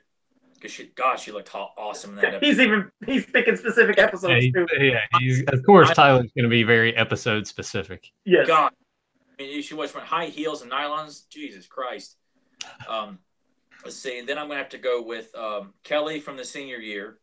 Yeah, I mean, she just was Yeah, that Kelly looked her hottest with the long straight hair and like a little, like I don't know if it's not an artist, not tortoise clip, some sort of like little hair thing in the back of her. Oh man, just beautiful, beautiful, beautiful. And then the third one would probably have to be. I was trying to think of some of the kind of one-off girls. You know, I really liked the female wrestler that Zach had a thing for. Okay. God, what I cannot remember her name. I can't. I remember all these characters all the time. Now I'm drawing a blank on her. But I probably have to go with the female wrestler that Zach was after. All right. Yeah. Okay. I like that list. All right, now Nathan's. All right. I'm gonna go with Kelly, number one, not episode specific, just Kelly through the whole run. Man, I think number two, I'm gonna have to go with that nurse. That Okay. nurse. Yes, And then number three. hell, if we had a nurse like that in school, I would have been sick every damn day going to school. But go ahead. Every day. I guess I'd have to go with Jesse. Okay. It was either going to be between Jesse and potentially Stacey Carosi. Potentially. Oh no kid. Okay. Stacey Carosi is my actually, you know what? I'm going to put Stacey at number 2. Yeah. I'm going to knock out the female wrestler, put Kelly down to third place. So Jesse from the Haunted Mansion episode, Stacey Carosi from the 4th of July episode, and then Kelly from senior year. Yeah. That is a concrete. No, that is done. That is concrete. That you can put that in the vault. Well, now that you said that, episode, I would love since she's not a Scientologist anymore, I would love to go to Malibu Sands with her sometime. Well, 2 quick things. One, Jake in the chat room said for his favorite, Jesse from Showgirls. So that's that. And then, but then he gave his real climax without taking your clothes off, man. Now that's talent. Then he gave his real top. After that, he gave his real top 3. He said Kelly, the nurse, and Jesse. So I think he picked exactly then what Nathan picked. And Chris Simpson in the chat room said we should prepare screenshots of our favorites. So I know Tyler will be able to find every specific thing he just said. Me, I'll just pick the girls and I don't know, whatever episodes I can, because I love Lisa all the way through, Jesse all the way through, and of course we just got the nurse in the one specific episode. But yeah, I think we will screenshot stuff. So we'll have to revisit this show and do commentaries for this. Like I'd like to do the Haunted Mansion episode with you guys too, or the so we can hear you talk about Jesse through the whole episode. Oh god damn it! Well, Lisa's rocking a hot outfit in that too. You just start in the background. You just hear like a faint like. Yeah. It's like what's going on? And I'm like, Jesse, Oh, Jesus. Nathan, you figure a way to wrap it up. We're losing it. Well, I guess before we do wrap it up, we should talk at least briefly about Mr. Belding, because we just sort of like, I guess the episode, it's kind of strange, like him and his wife aren't getting along, and he shows up at Zach's house and it's just like hanging out in his bedroom all day. Free pizza. How awkward would that have been? How awkward would that have been to have the principal of your school come to your house? That's strange. Not at all. That is just, to me, bizarre. It's like when you seen your teacher in this very rare occasion at the store. It's like wait, what's going on here? Am I supposed to call you Mrs.? Am I supposed to listen to you? I'm here with my mom and dad. I feel awkward. And that's happened at the store where you've seen the teacher. And you're going to school and you see the teacher at like I said, a store. It's just uncomfortable because it's weird seeing him in like real life. I don't know. There's certain times with certain things like that. Well, and they came off as like an uncle, like the cool uncle to a lot of these guys, because you almost feel like, even though it is because of the show, but you bought the idea that this guy interacts with this particular group of students more than anybody else in the school, from yearbook to various activities that are going on. School trips and stuff like that, plus of how often Zach was in his office all the time anyway. And he knew Zach was a good student, but Zach was always into trouble, conning people and doing this and that. He all knew they were good kids. And he didn't hesitate to try and, be good to them and try to direct them the right way. But he himself was just a big goof anyway, the way. And I liked him. No, you're right. That's from you'd wish that you could have had a principal. You wish you could have had a principal like Mr. Belding, because usually I think me and Nathan had a Mr. Belding at our school, I don't think we wouldn't have hesitated to like, hang out and talk to him in his office or something like Yeah, that. you could feel comfortable talking with him, Yeah, unlike a lot of the. Belding, because he was so down to earth and naive at times and fancied himself. When he's talking to Zach that one episode, he puts on like a button up sweater, pulls out a pipe, says, "What are you, Mr. Rogers? You're in the neighborhood." I think, or No, maybe, I like. but just the kind of goof that he was, you felt like, you know what, it's not far fetched for him to hang out with the kids outside of school. Yeah, and he made you feel comfortable. Meaning, it's not like when the principals of your other schools. You feared them, you hated seeing them, and you rarely seen them because most of the time they might have just been behind their doors the whole time. They were usually scary. But Mr. Belding, no, he was comfortable. He's joking with them. He had his classic laugh. I can't replicate his laugh, but I always liked hearing Mr. Belding laugh. Yeah, yeah. It always had a smile and seemed like nice. And going out with his niece Penny. Now what kind of principal would do that? You either risk suspension or you're going to take my niece out on Saturday night. I mean, right. Now that's a ballsy principle. Now that's only a Mr. Belding could get away with black. Yeah, I mean, he was just trying to get Zach laid. There you go. Zach had gone through a little dry spell, and he was just trying to hook him up. Yeah, and of course everyone thinks he's going to look that Penny's going to look like Mr. Belding, like when Slater's got that bubble over his head, and he's picturing Mr. Belding with like a black wig on and makeup. He's like, oh God. But then she shows up as this really attractive blonde girl who's like got the hots for Screech, dressed up in, Zach clothes, and Kelly gets all pissed off about it. Yeah, but I mean, like, Kelly cheated on Zach with what's his face at the Max. Yeah, we didn't talk about that. Kelly, even in the same damn two-parter, she cheats on Zach with an older guy, and somehow Zach's the asshole in the episode. Like everybody. What was his name? Jeff. Jeff. Every time I watch Starship Troopers, I'm like, yeah, Jeff, that's what you get for sucked out, you douchebag. Did you guys ever see the E! Entertainment special about Saved by the Bell, where they interviewed the actor who played Jeff and Leah Remini, and Jeff says, like, people on the street would say, "Hey, what are you doing? Out stealing Zach's girlfriend?" Just yelling stuff like that. Or Leah's like, "Oh man, I remember from that show." She's like, King of Queens, like, "No, Saved by the Bell." It was so cool to hear that they were getting that kind of reaction from people on the street. Like, people didn't give a shit about all the other stuff. It's what they did on Saved by the Bell. Pretty much. I'm trying to right now, just if you're wondering what I'm doing, I'm trying to replicate Tyler and back of him. He has a sword and shield. This is my only sword and shield I can put there since I don't have the life side props. What the hell are you doing right now? I'm doing my Burger King prop. I had to do it. So yeah, since you got your sword and shield in the background and life size, I'm doing my the bell here. I'm sorry. Like, whatever. I'm doing it very what Tyler's doing in the background. Like, I'm not doing anything in the background here. Hey, this is called just breaking the kayfabe or the suspense of the show. I'm just doing something different. Like, there's my sword and shield. It's from Burger King. That's my little plug right there. Kristen, reenact or recreate the madness of the Christmas special episode where you run outside trying to scare neighborhood children, where you just holding up something random and that was iconic. That was very iconic. I did want to say, though, Chris Simpson in the chat room is like, how much does this guy bench? So go ahead, Tyler. How much you bench? I haven't done a max bench in a long time, but the most I ever got was 360. See, there you go. So there you go. Found out T-Rex is benching. All I do now is around like 325, 330. I just stick to that right now, and just because of how dangerous it is to bench a lot more than that. But yeah, about that, yeah. No, there you go. We talked about what Tyler benches, and like Joe plugged Burger King, and I was actually thinking about Burger King yesterday. I was like, you know what? I'm in the mood for French toast. I haven't had Burger King in a little while.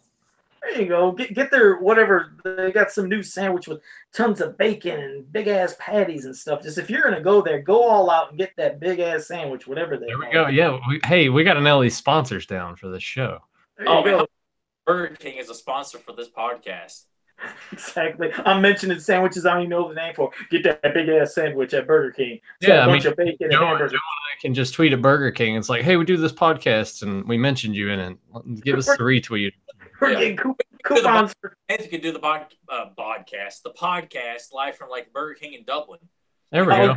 Ball pit, How great would that be? Show as he runs and jumps in the ball pit. Like, we'll see you next week. Hey, they don't have a ball pit anymore. They took that out. What? I never knew. Yeah.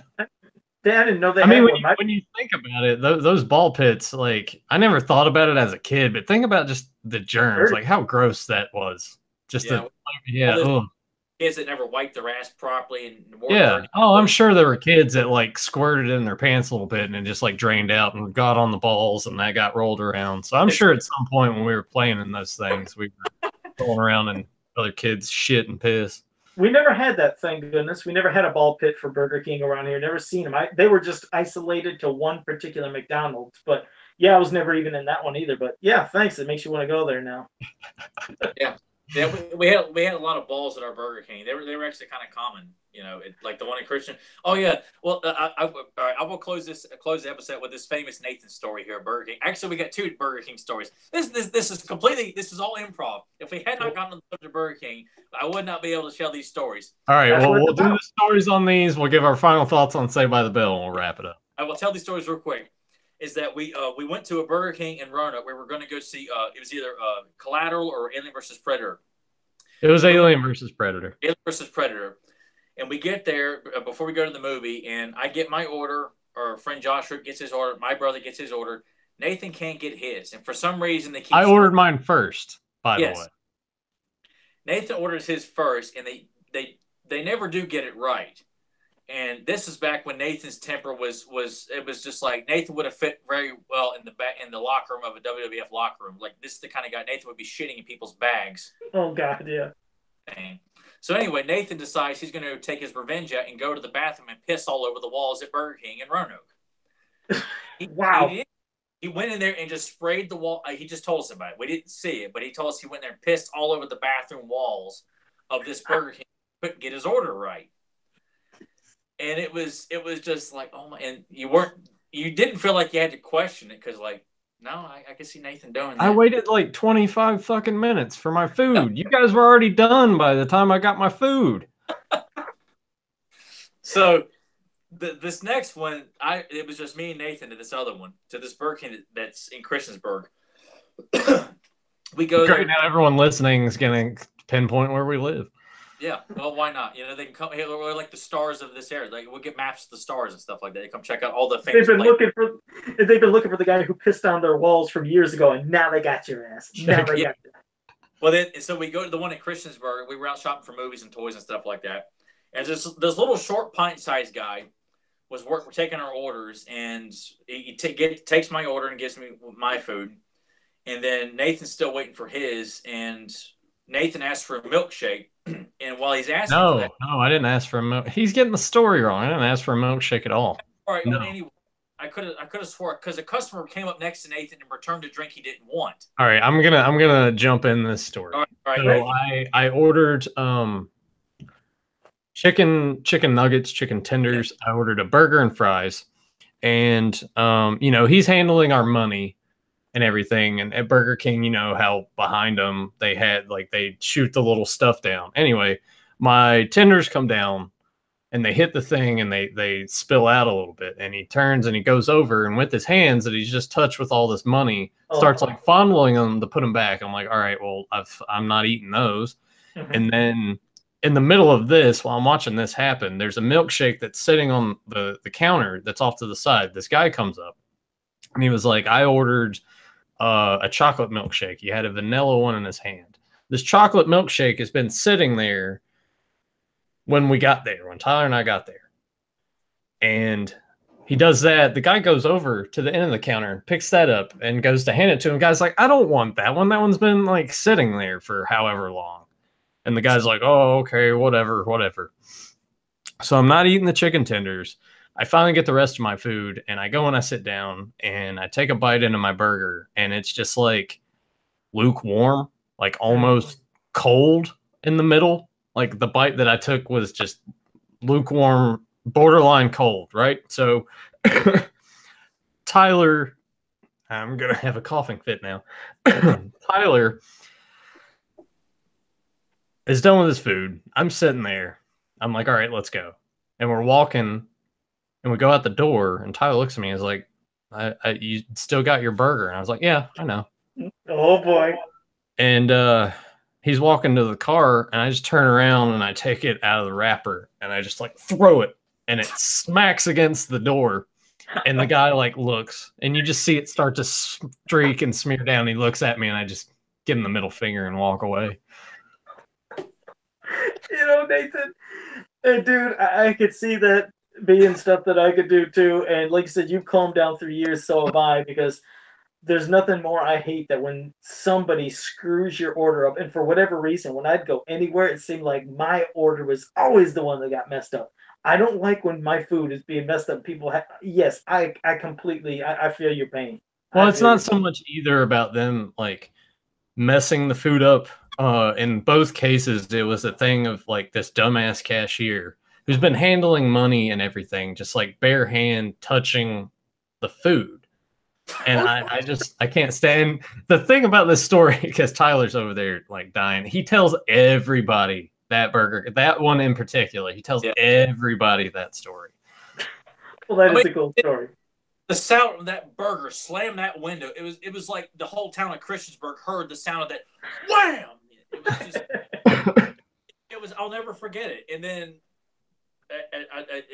another short story is Nathan slamming a taco salad in the hallway in the doorway of Wendy's. And all right, yeah, all right. I'll go ahead and tell this one too, I guess. We went into Wendy's. I was there with my girlfriend at the time.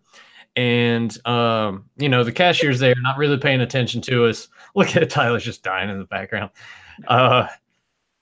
She's not paying attention to us. And like her friends or her family or someone's there, and they're all just hanging out talking. And we finally give our order, and my girlfriend gets her salad, and we sit down. She's like, this isn't what I asked for. It's even on the receipt. So I take it up there. Or she takes it up there and is like, hey, this isn't what I ordered. This is on the receipt. And she was like, no, that's what you ordered. And just like basically brushed her off. She brought it back over and she's like, well, I'm not going to eat this. I'm like, okay. I was like, go to the car. She's like, what? I was like, go to the car. And there's the little, you have the entrance, and there's like a little tiny spot. And there's another door where you actually go in and you're actually in the restaurant. Right. So she's still talking, not minding any business. And I'm like, oh, they're standing there talking. I'm not working. Looks like they need something to do. So I just took it. This was like a salad that had like chili and everything in it. I just took it, and we went through that little spot in between the doors, and I just dumped it on the floor and just walked out. I'm like, you guys will have fun cleaning that up and give you something to do. Yeah, actually, yeah. They can do something instead of talking to each other, or sometimes even on their phones. I've seen that at places. Yeah. So. Good for you, Nathan. Short fuse back then, man. Jesus. My fuse is a little bit better. It's still not great where it should be, but it's better than that. Good for you, man. I would hope anyway. Yeah, make them earn that money since they're not doing it half the time. So, hey, you got to do some stuff, do it. Yeah. But, yeah, no, my final thoughts for Saved by the Bell. Like I said, I loved it growing up. Not the early crap, not the later crap. I just like the stuff in between, if you will. At least it was always my favorite. I wish they would put it back on syndication so I could catch it again and get a little more, familiarized with it. Or, we could just buy you the DVDs or something for like your birthday. Nope, that's cool. Let's do that, are you? No, but thanks for that offer. But yes, yeah. As long as we buy a custom from Joe's, oh wow, well they bought something from me. I can't reject it now. Here we go. No, I love the show. Like I said, Saved by the Bell, it was great. It was syndicated for it seemed like 20 some years, and yeah, I love it. People out there, if you haven't seen it before, which I couldn't imagine, but maybe you haven't. If you haven't, give it a shot. My friend Mitz that popped in the chat hasn't seen it or doesn't recall it. So there's people out there. I imagine most of the guys that watched us today have seen it. Yeah. Okay. But yeah, those are my final thoughts. I'll give mine real quick. I know I kind of crapped on it slightly a bit. I love Saved by the Bell. It's just funny when you go back now and watch some of the episodes, it's like, man, that was a really shitty thing, or that's really awkward. Yeah. Like with Belding being there in Zach's bedroom and everything. And, that other episode where they were sneaking around taking pictures of the girls to sell a calendar. That's fishy. But no, I love Saved by the Bell. Miss Bliss is what it is. And I love the college years and didn't care for New Class like you guys. Those are my thoughts. Oh. hands down the best teen sitcom that's ever been done, before or since, or you know, it was just it covered a lot of ground. They covered a lot of, you know, not just cliche stories that teenagers would go through, but just some kind of, you know, just crazy interaction stories from various, you know, girl troubles to guy troubles to, you know, tests and driving, and it was they covered all over the place. You know, getting a job and working at the beach and stuff like that. So it was in a lot of characters that were a lot of fun to watch. Like, even though you may have been pulling for Slater more than Zach, or Zach more than Slater, you still love the entire cast. Like, even though I had my problems with Lisa being a bit of a smartass, I still liked Lisa. She was part of that group. I would not have wanted to see anybody else in that role. And to me, it's the quintessential teen show. You've got, you know, quintessential teen movies like The Breakfast Club and Some Kind of Wonderful and Weird Science. I mean, Saved by the Bell is that of television. Like, there's been some other shows about, you know, kids probably in their early teens. I hold Salute Your Shorts in its own Hall of Fame when it comes to kind of young teenagers getting into hijinks. Like, to me, it's a separate wing in the Hall of Fame of teenager television shows. But like even Degrassi High, I don't know if you remember that. That was a good one too. I've never seen Degrassi. It was good.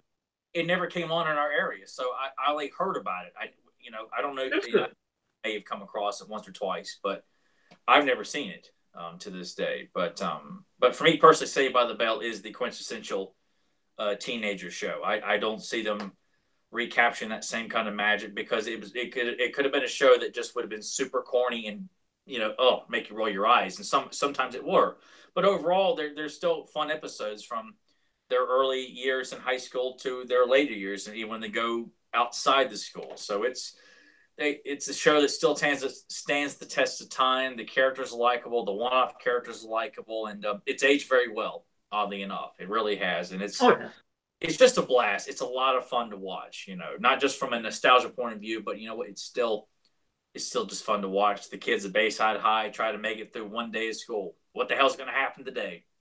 No doubt. And really quickly, just wanted to mention to everybody out there that, yes, later tonight, Tyler and I will be recording Fans of Power at our usual time, 9 p.m. Eastern time, you know, for those who watch Fans of Power. But also, like I said, Nathan is now doing the recording for Beyond Retro. And now that, you know, definitely it is working, we're recording good and everything else, I don't know if we're going to shoot for a different day and time, Nathan, if we still got to figure that out or what, but we'll eventually give all you guys a new definitive date and time when we kind of figure out. I didn't know if my work schedule now is kind of finicky, because there will be some Saturdays, because we had talked about doing the show on Saturdays, and there are going to be some Saturdays that I'm going to be working. So part of me feels like it might be best to sort of nail down the time like Sunday at 2, or kind of like how we did today at 3. But, you know, it kind of depends on all the schedules, I guess. Okay. Yeah, so we'll definitely let everybody know. If we just nail it down, we have a perfect time, we're going to let everybody know that. But obviously, Beyond Retro is always going to be here on Beyond Retro channel right here, where you can find us on YouTube. And of course, Fans of Power, you'll still be able to find us under Doug Turner. So just in case that might have confused people, like, where am I going? That's how you find both of the shows. Yeah. And don't forget. Even though I am recording this and putting it on this channel, like it's still going to be on Podbean, and the link will still be on Pop Culture Network's website as well. So none of that's going to change. It's just the channel that this is going to be on is different now. Yeah, this was just to take the load off of Doug, because he's been doing quite a bit of recording, you know, for a lot of podcasts. And this is just, like I said, to ease it up on him, you know, in case we had to do changes in different times. You know, we definitely don't want to be putting anybody through any type of stress of too many shows, different times, and what's going on. So doing Beyond Retro this way, like I said, eases it up on Doug. But yes, we still will continue to obviously have this be through Pop Culture Network and wherever else you can find us. But well, yeah, that was wrapping up. But now, Nathan, of course, you're going to do the final wrap-ups of giving us... The final. So when I hit the button and stop the broadcast, we're done. With this hour and 40-some minute long... I don't even know how long we've been going now. That sounds about right. I figured it had to be close to 2 hours. Yeah, this is one of our longest episodes. Yeah. I don't really know what to say. I feel I'm going to throw it to Tyler. Let's let Tyler close it out. To let everyone know, all the episodes can be found. Me, Nathan, Joe, we're all on Facebook. Go to the Beyond Retro Facebook page. We'll be posting this episode. You can still go back and find all the older episodes on YouTube as well. And Podbean, nothing's changing there. And you can find us all on Facebook. We post all the links for the episodes on Nathan's page, Joe's page, my page, the Beyond Retro page. Go to check out popculturenetwork.com. Check out or a back catalog of episodes under Doug Turner on YouTube, or just look up Beyond Retro, certain episode 14 on YouTube. That's kind of about the extent of our network for Beyond Retro as well right now. So we're just any of you guys that have been in the chat today, just make sure that if you've been able to access the new channel, make sure and give that a subscribe. Yeah. Definitely. Yeah, hit like and subscribe to the channel so you can always, that's what everybody does, and they're always pointing down like this. So you can be sure never to miss an episode of Beyond Retro. And buy the T-shirt, and we don't have any of those. Exactly. Yeah, Joe, some merchandise for us, Yeah, see what we can do. See what we can do. But yeah, Chris Simpson he got confused, almost thinking that because I've been telling him to look forward for Fans of Power. Also, he might have got a little confused, thinking that's what this was going to be. But no, Chris Simpson tonight at 9 will be Fans of Power, and that's when me and Tyler will go back and forth all things Masters of the Universe. And yes, that's our Masters of the Universe dedicated. Beyond Retro here, we talk about everything from 80s, 90s, and a little bit of beyond, but it's usually mostly focusing on some of the good 80s. But I think we hit 90s today. Yeah. Before I forget here, I've been asked to do a guest speaking lecture about podcasting at Virginia Tech this Wednesday. No kidding. Yeah. Wait, seriously?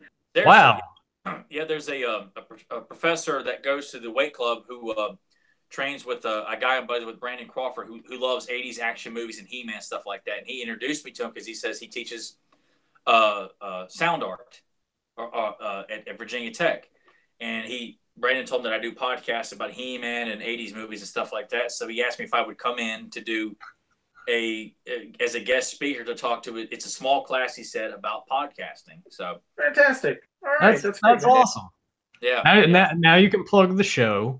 Yeah. Oh, no. And if they got everything set up, go ahead and just click on it and they can see us. Yeah. And then maybe they will like and subscribe. Yeah.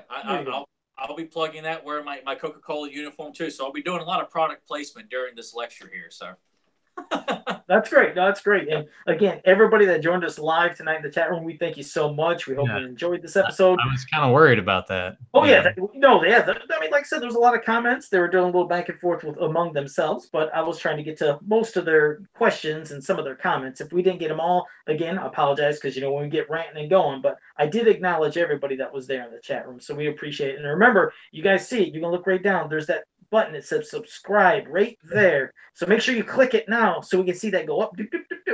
Yeah. Yeah. You gotta share the love. You gotta enjoy it. And so that's it for them. So again, appreciate it and thank you for being in the chat. I think we're gonna because I gotta work next Saturday. I think if you guys are good with Sunday around the same time. Could we do 2 if everybody would be available around 2? I'd hope. Absolutely. I got family coming in next weekend, so hopefully I can make that. But just if I'm late, just start and I will join because my brother and my nephew and his wife are coming in next weekend, so I'm always kind of delayed time wise. Okay. And so if I don't make 2, you guys start and I will jump in where you leave off. So if you guys want to keep 2, I'm giving you a head. They may be gone and I may be able to make 2, but I try to make sure I see them as much as I can because they're only coming in for a short visit next weekend. So okay. But I will be here for that one. I may just be late. All right. Well, like Joe said, thanks for everyone that joined us in the chat. I was, again, worried that no one was going to be able to find us since it was a new channel and everything. But Joe's got thousands of Facebook friends. So got connections. Shouldn't worry too much. Joe's the godfather of podcasting there. Yeah. No, they're all great people. So I'm glad they did come and join us. But all right, well, yeah. So thanks again for joining us. So we will see you guys next week at maybe 2 o'clock. 2 o'clock. 2 o'clock.